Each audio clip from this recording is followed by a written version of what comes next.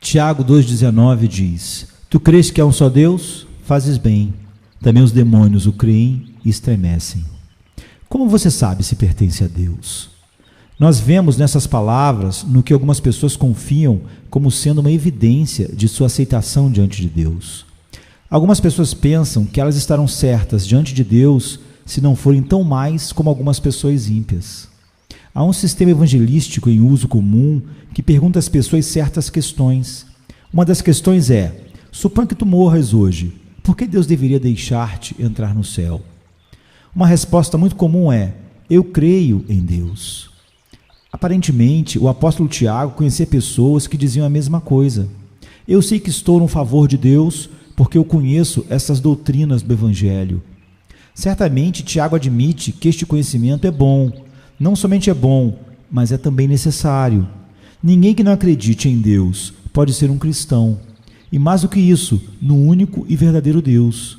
Isso é particularmente verdadeiro para aqueles que tiveram a grande vantagem de realmente conhecer o apóstolo, alguém que poderia lhes dizer em primeira mão de sua experiência com Jesus, o Filho de Deus. Imagine o grande pecado de uma pessoa que conheceu Tiago e depois recusou crer em Deus. Certamente isto faria sua condenação maior. Certamente todos os cristãos sabem que esta crença no único Deus é somente uma parte das boas coisas, porque é necessário que aquele que se aproxima de Deus creia que Ele existe e que é galardoador dos que o buscam, diz Hebreus 11:6. Todavia, Tiago é claro que, embora esta crença seja uma boa coisa, definitivamente ela não é prova de que uma pessoa é salva. O que ele pretende dizer é isto: você diz que é um cristão e que está no favor de Deus. Você pensa que Deus permitirá que você entre no céu. E a prova disso é: você crê em Deus. Mas isso não é uma evidência de maneira nenhuma, porque os demônios também creem, e eles estão certos de que serão punidos no inferno. Os demônios creem em Deus, podem estar certos disto. Eles não somente creem que Ele existe, mas eles creem que Deus é um santo Deus, um Deus que odeia o pecado, um Deus de verdade, que prometeu julgamento e que cumprirá sua vingança sobre eles. Esta é a razão dos demônios estremecerem ou tremerem.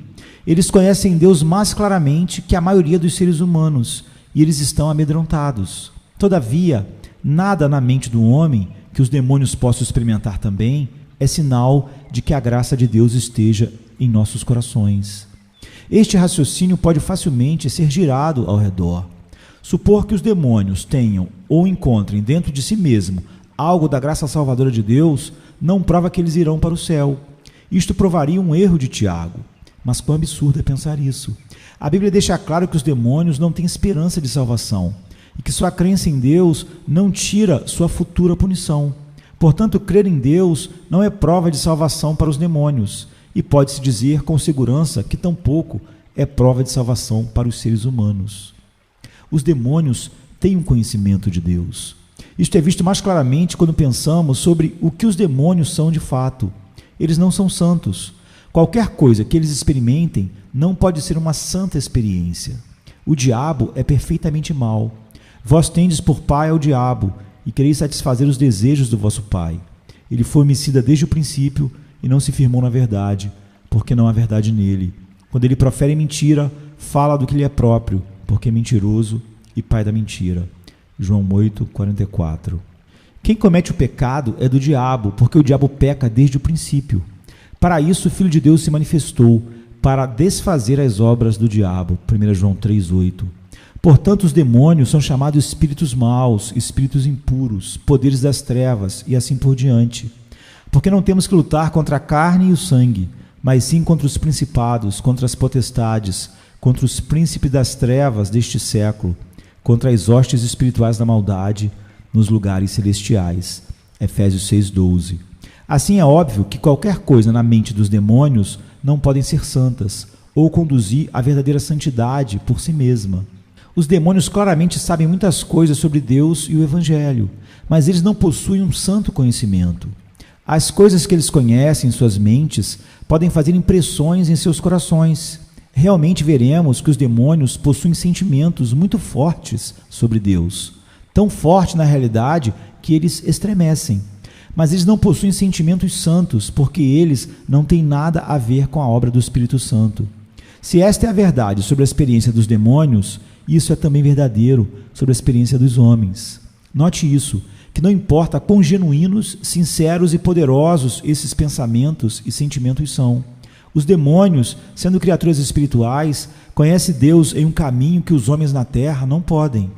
O conhecimento deles sobre a existência de Deus é mais concreto do que o conhecimento de qualquer homem possa ser, porque eles estão presos na batalha com as forças do bem. Eles possuem uma sinceridade de conhecimento também. Em uma ocasião, Jesus expulsou alguns demônios.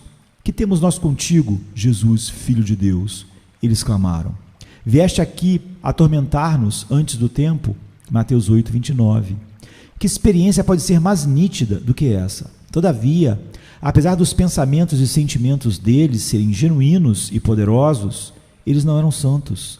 Também podemos ver que os santos objetos dos seus pensamentos não fazem seus pensamentos e sentimentos serem santos. Os demônios sabem que Deus existe. Mateus 8, 29 mostra que eles sabem mais sobre Jesus do que muitas pessoas.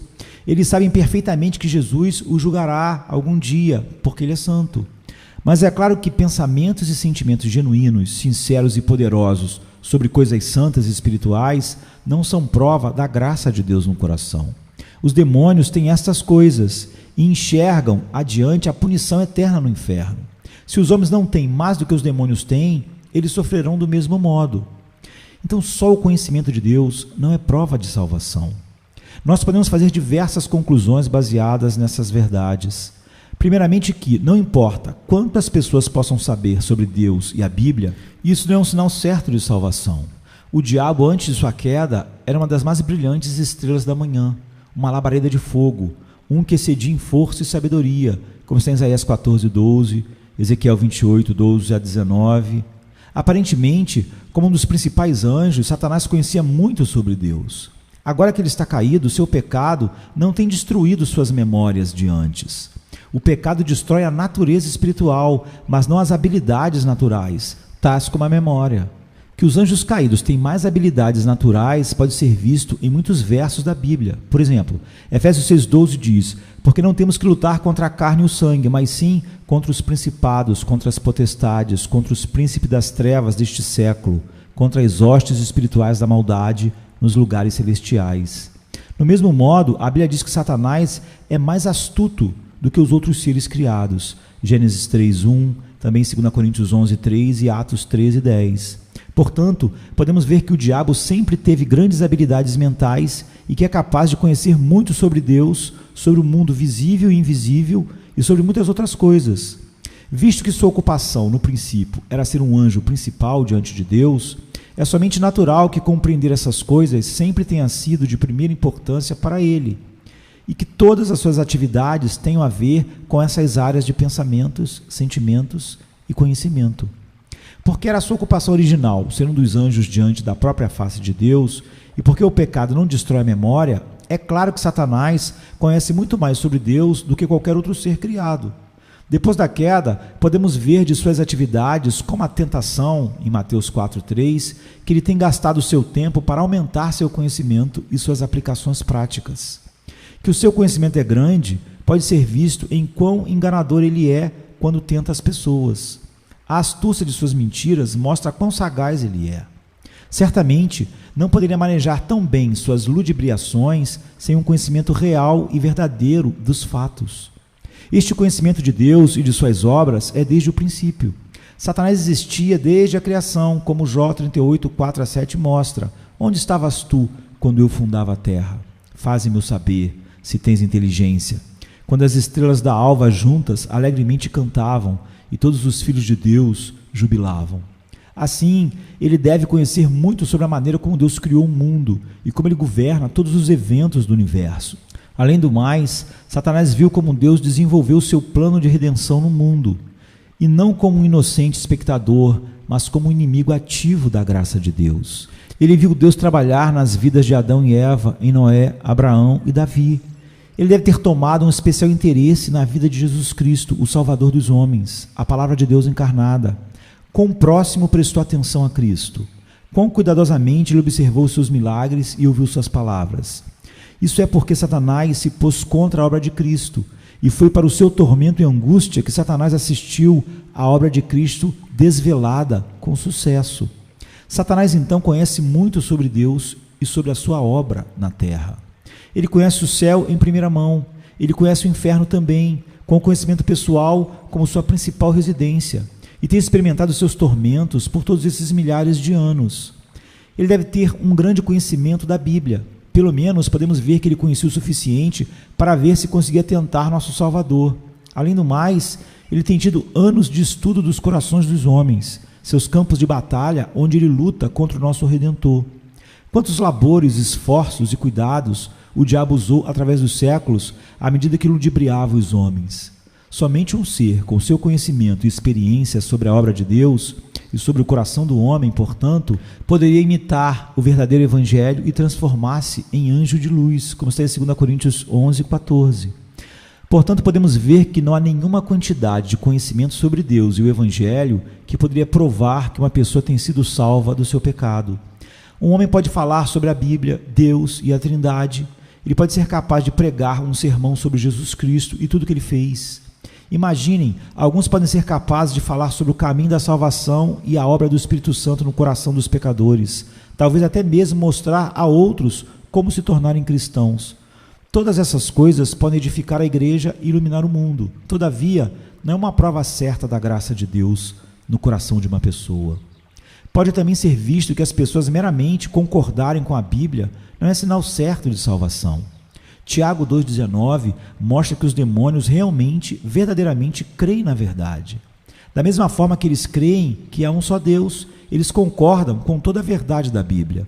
O diabo não é um herético.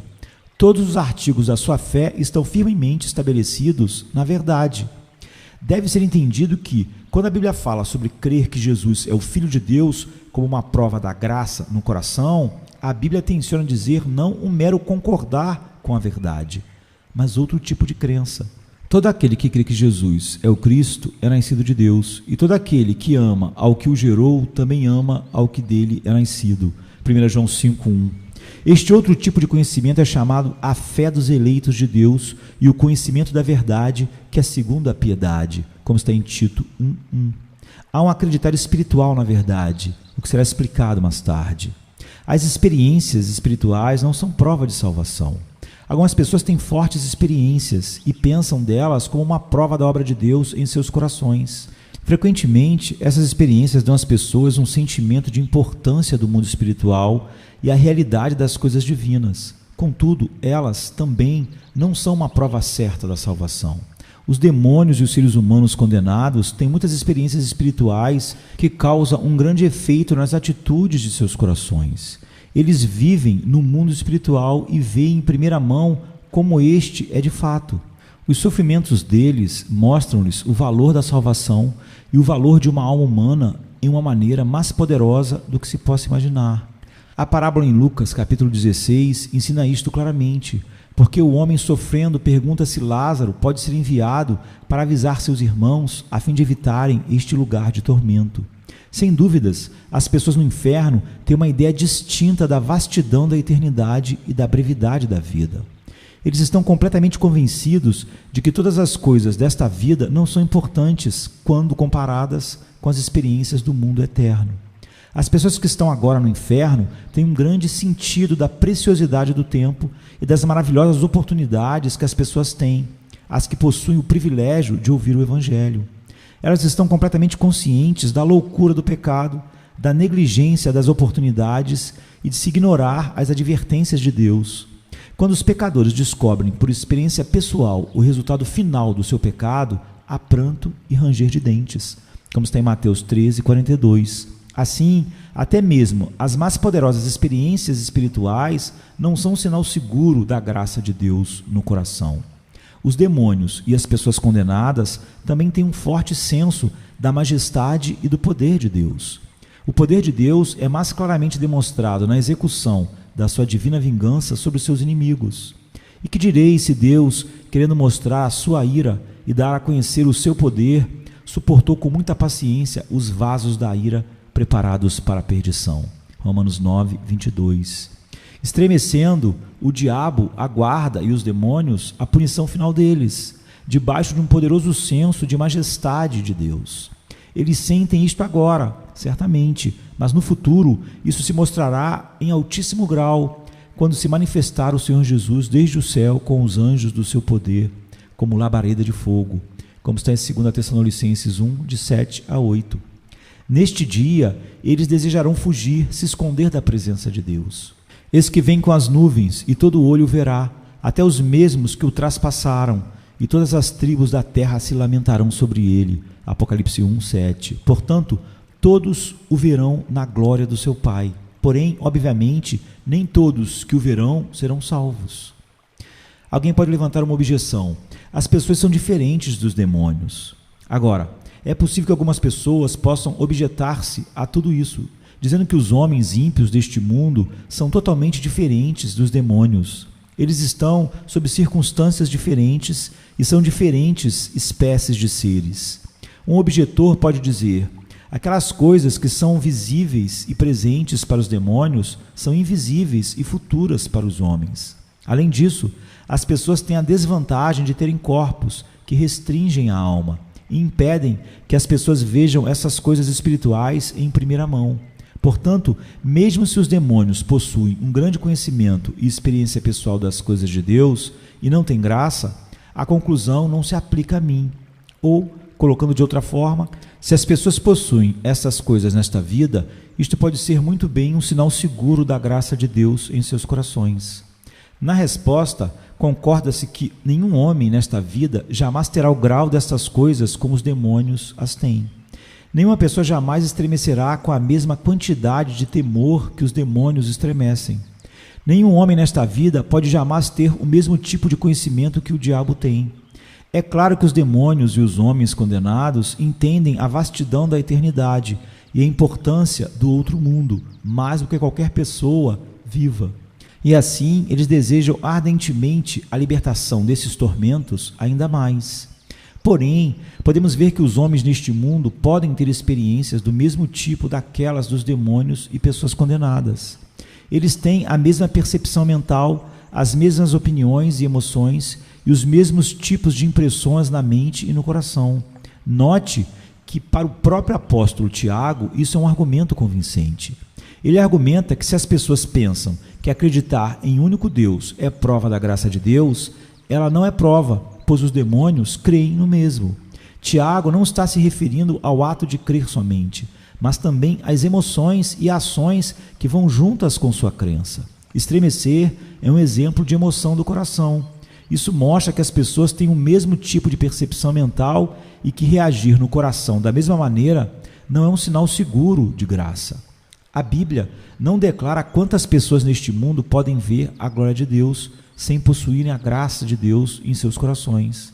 Não nos é informado exatamente em que grau Deus se revela a certas pessoas e quantas deles responderam em seus corações. É muito tentador dizer que se uma pessoa tem uma certa quantidade de experiência ou uma certa quantidade de verdade, ela deve ser salva. Mas isso é um engano. É exatamente isso que Tiago está ensinando aqui. Assim, é errado olhar para a experiência ou conhecimento em termos de quantidade. Os homens que possuem uma genuína obra do Espírito Santo em seus corações têm experiências e conhecimento de um diferente tipo. Outra objeção pode ser levantada. As pessoas podem ter sentimentos que os demônios não podem. Nesse ponto, alguém pode replicar estes pensamentos dizendo: eu concordo com você, eu vejo que crer em Deus, entendendo sua majestade e santidade e conhecendo que Jesus morreu por pecadores, não é a prova em meu coração.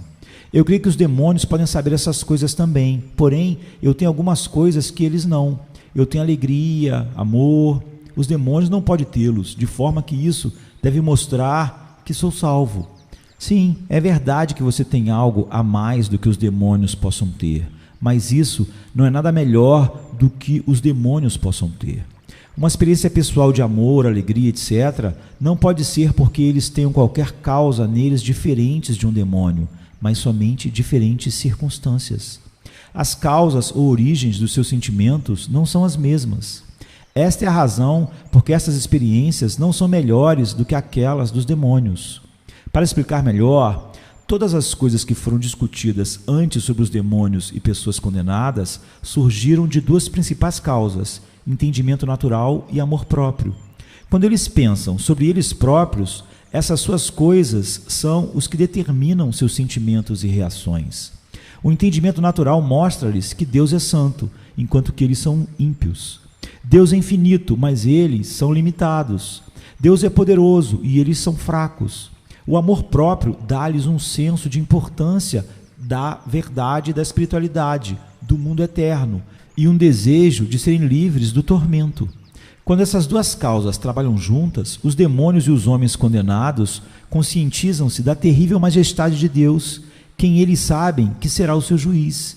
Eles sabem que o julgamento de Deus será perfeito e sua punição será para sempre.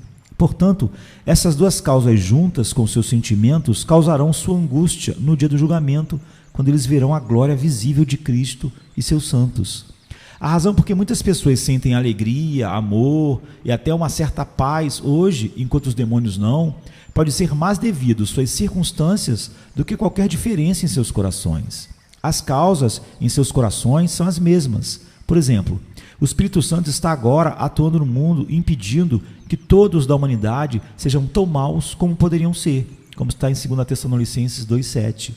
Isto está em contraste aos demônios, que são tão maus como eles poderiam ser o tempo todo, porque não estão sendo restringidos. Além do mais, Deus, em sua misericórdia, dá dons a todas as pessoas, tal como chuva, sol, colheita, família, como está em Mateus 5:45, por exemplo. Ele dá o calor do sol. Não somente isso, mas frequentemente as pessoas recebem muitas coisas na vida que lhes trazem uma aparente felicidade, tais como relacionamentos pessoais, prazeres, música, boa saúde e assim por diante. Mais importante de tudo, muitas pessoas ouvem as novas de esperança. Deus enviou um Salvador, Jesus Cristo, que morreu para salvar pecadores. Nestas circunstâncias, o entendimento natural das pessoas pode fazer com que sintam coisas que os demônios não podem sentir. O amor próprio é uma força poderosa nos corações dos homens, forte bastante para fazer com que as pessoas, mesmo sem a graça, amem aos que as amam. E se amardes o que vos amam, que recompensa tereis? Também os pecadores amam os que os amam. Lucas 6:32. É uma coisa natural para uma pessoa que vê Deus ser misericordioso e que sabe que eles não são tão maus como poderiam ser, serem consequentemente seguros do amor de Deus por eles. Se seu amor por Deus vem somente de seus sentimentos de que Deus te ama, ou porque você tem ouvido que Cristo morreu por você, ou algo similar, então a origem do seu amor por Deus é somente o teu amor próprio. Isso reina nos corações dos demônios também. Imagine a situação dos demônios. Eles sabem que eles são irrefreáveis em sua maldade. Eles sabem que Deus é o seu maior inimigo e sempre será. Embora eles estejam sem qualquer esperança, ainda estão ativos e lutando. Pense apenas o que aconteceria se eles tivessem algo da esperança que as pessoas têm. O que aconteceria se os demônios, com seu conhecimento de Deus, tivessem suas maldades refreadas pelo Espírito? Imagine se um demônio, depois de todos os seus temores sobre o julgamento de Deus, fosse repentinamente levado a imaginar que Deus pudesse ser seu amigo, que Deus poderia perdoá-lo e permiti-lo com pecado e sendo que é o céu. Oh, a alegria, a maravilha, a gratidão que nós veríamos. Não seria esse demônio um grande amante de Deus, visto que, apesar de tudo, todo mundo ama as pessoas que lhes ajudam? O que mais poderia causar sentimentos tão poderosos e sinceros? É alguma maravilha que muitas pessoas são enganadas dessa maneira, especialmente visto que as pessoas têm os demônios para promover esta ilusão. Eles têm promovido isto agora e por muitos séculos, e eles são muito bons nisso. O que você precisa entender é que as verdadeiras experiências espirituais têm uma origem totalmente diferente. Agora nós chegamos à pergunta: se todas essas várias experiências e sentimentos vêm de nada mais do que os demônios são capazes de possuir, quais são os tipos de experiências que são verdadeiramente espirituais e santas? O que tem que encontrar em meu coração como sinal seguro da graça de Deus ali? Quais são as diferenças que mostram-nas serem do Espírito Santo? Esta é a resposta. Aqueles sentimentos e experiências que são bons sinais da graça de Deus no coração diferem das experiências dos demônios em sua origem e em seus resultados. Sua origem é a percepção da devastadoramente santa beleza e amabilidade das coisas de Deus, a beleza infinita do próprio Deus. Quando uma pessoa entende em sua mente, ou melhor ainda, quando ela sente seu próprio coração cativado pela atratividade do divino, da beleza, da glória de Deus, isso é um sinal inequívoco da obra de Deus.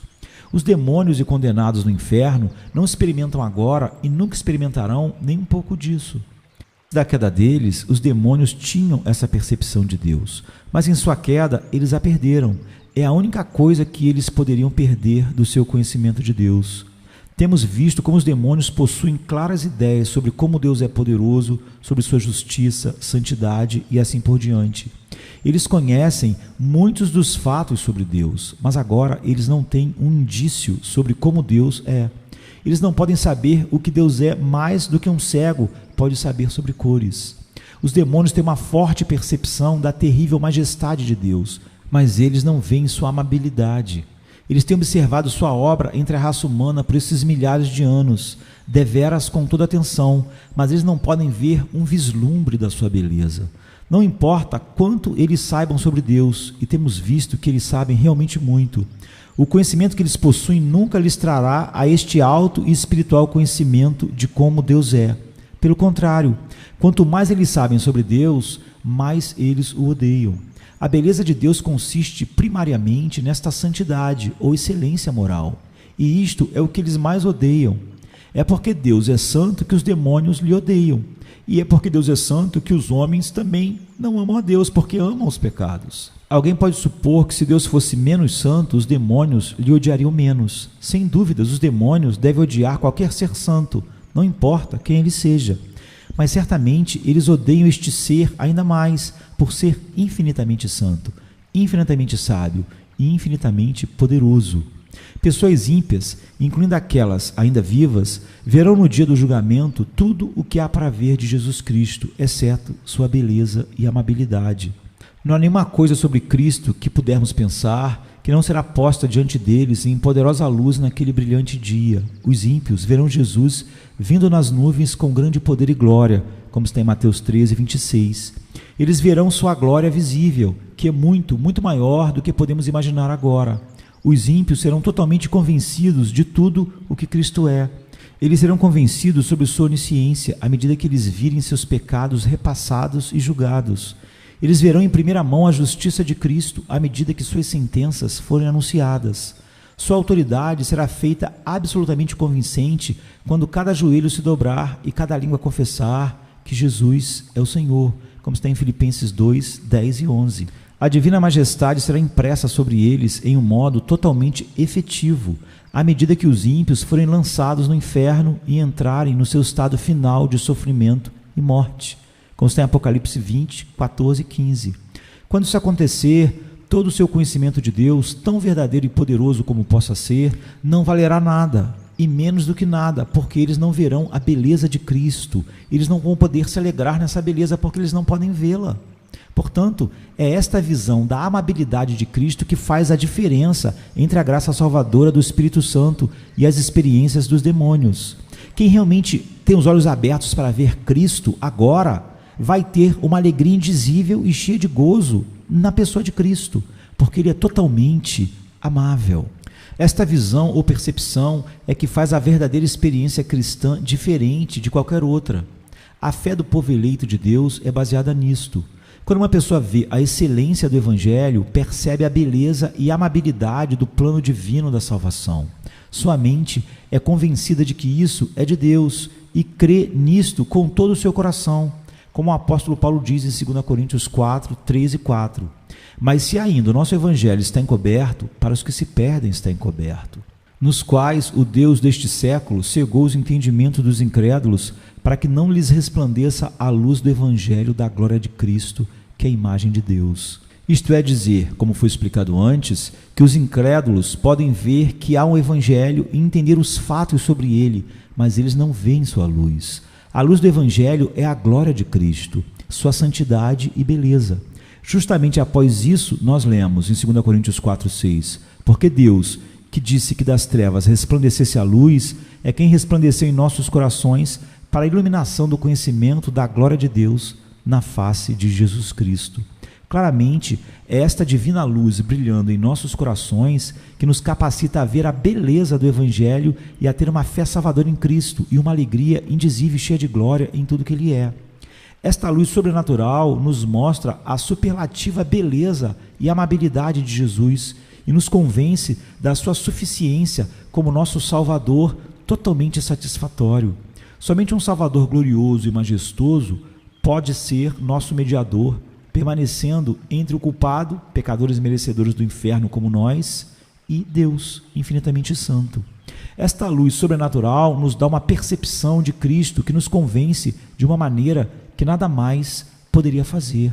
E nossos corações, então, explodem em afeições santas pelo valor, beleza infindável de Cristo. Uma verdadeira experiência espiritual transforma o coração. Quando o pior dos pecadores é levado a ver a divina amabilidade de Cristo, ele não mais especula porque Deus deve estar interessado nele para salvá-lo.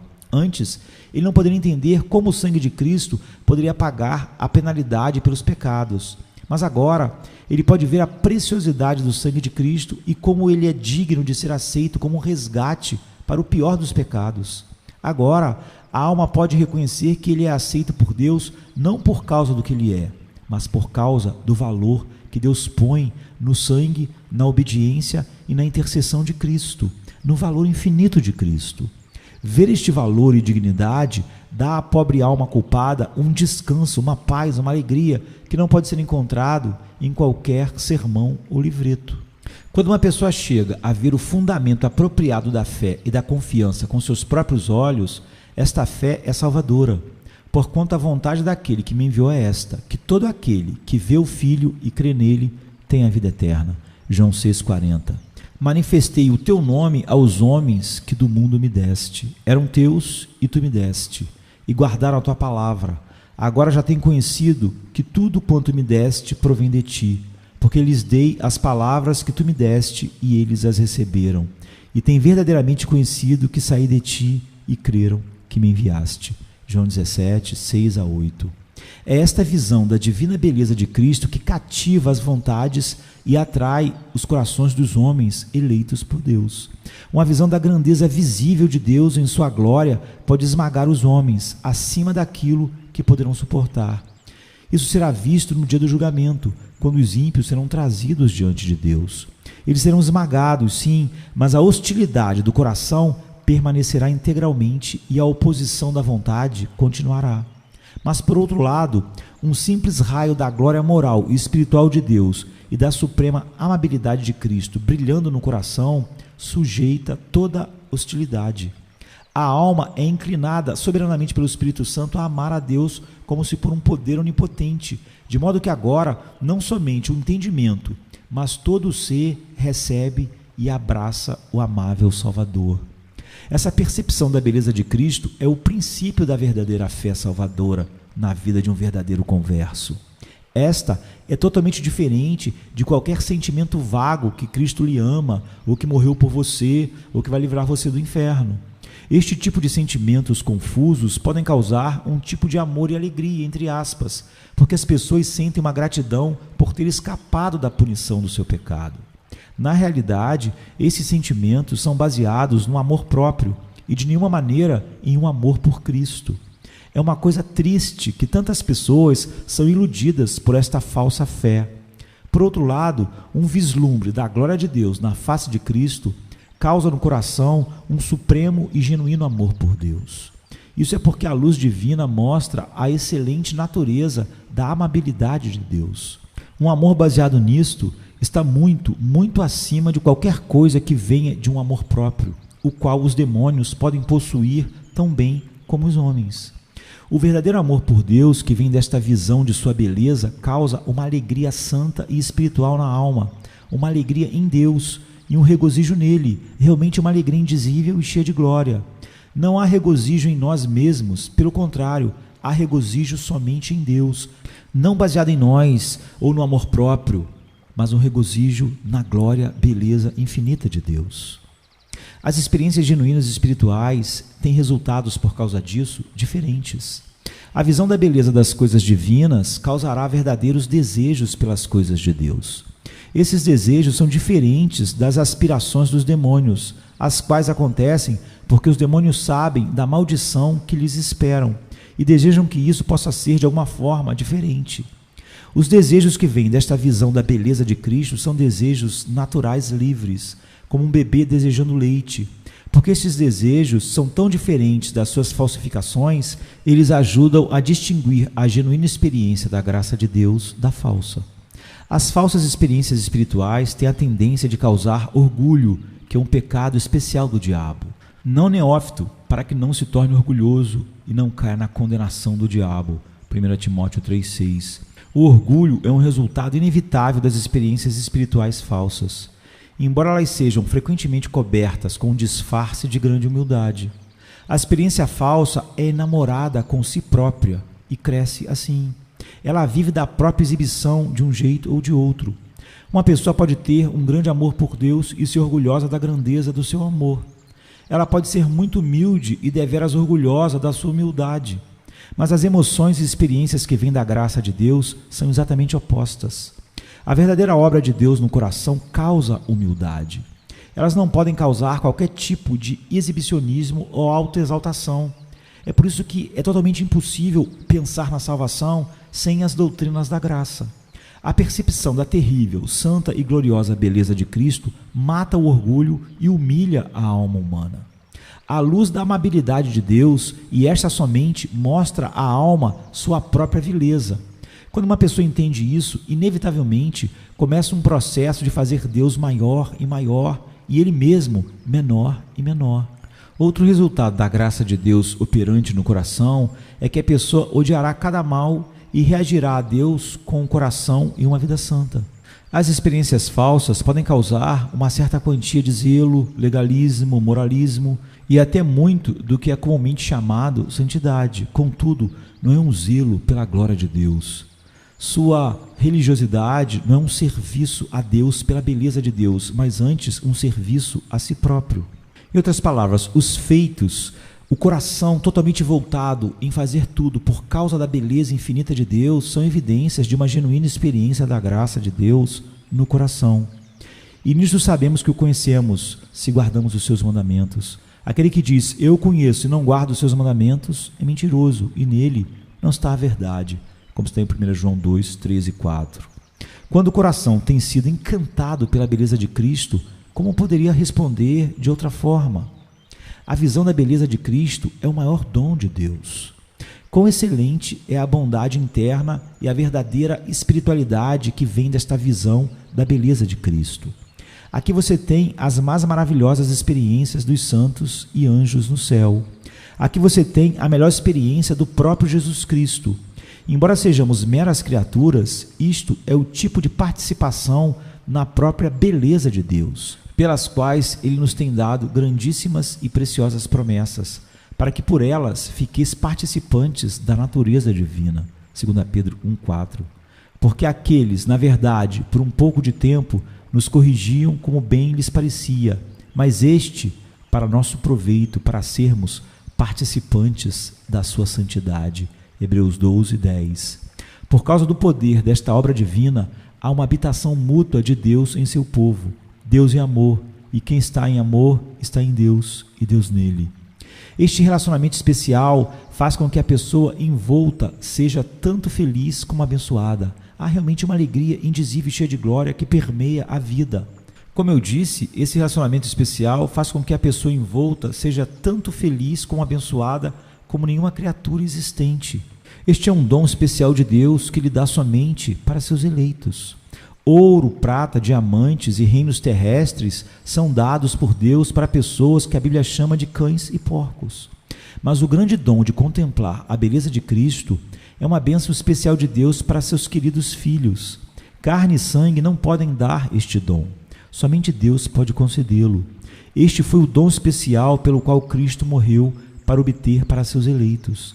Este é o sinal mais alto do seu eterno amor, o melhor fruto dos seus labores e a mais preciosa aquisição de seu sangue. Por este dom, mais do que qualquer outro, os santos brilham como luzes no mundo. Este dom, mais do que qualquer outro, é seu conforto. É impossível que a alma que possua este dom possa perecer. Este é o dom da vida eterna. Este é o início da vida eterna. Aquele que o tem não pode jamais morrer. Este é o amanhecer da luz da glória. Ele vem do céu, tem uma qualidade celestial e guiará seu portador ao céu. Aqueles que possuem este dom podem vagar no deserto ou ser lançados pelas ondas do mar, mas finalmente chegarão ao céu. Lá, a faísca celestial se tornará perfeita e elevada. No céu, as almas dos santos serão transformadas em uma brilhante e pura labareda de fogo, e eles brilharão eternamente como o sol no reino do seu Pai.